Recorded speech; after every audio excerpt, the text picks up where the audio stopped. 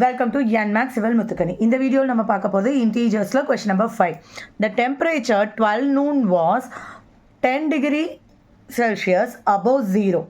If it decreases at the rate of 2 degrees Celsius per hour until midnight, at what time would be the temperature be 8 degrees Celsius below 0? What would be the temperature at midnight?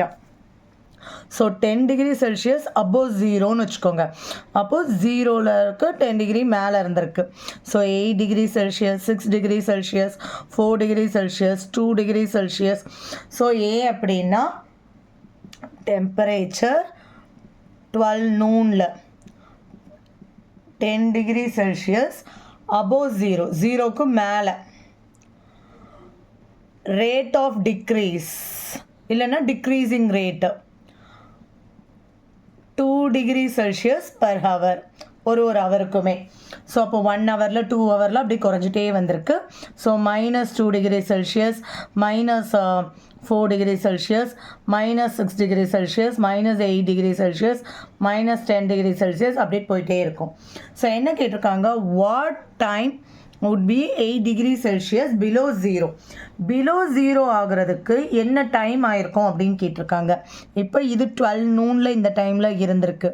So அப்போது 1 ஹவர்னா 1 PM, 2 PM, 3 PM, 4 PM, 5 PM, 6 PM, 7 PM, 8 PM, 9 PM.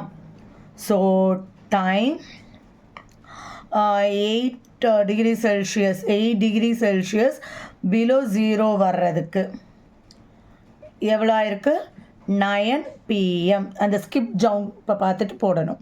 Next question என்ன கேட்டிருக்காங்க, what would be the temperature at mid night. Mid night இது noon, மத்தியானம் 12 o'clock. அப்போ mid நைட்னா என்ன அர்த்தம், night 12 o'clock. இங்கே வரைக்குமே 9 PM.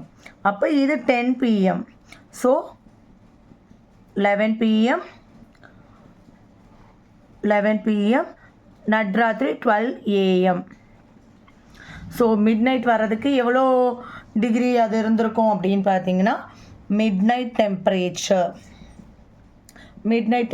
எவ்வளோ இருந்துச்சு, -14 டிகிரி செல்சியஸ், இல்லை அப்படின்னா 14 டிகிரி செல்சியஸ் பிலோ 0. எப்படி வேணாலும் எழுதலாம்.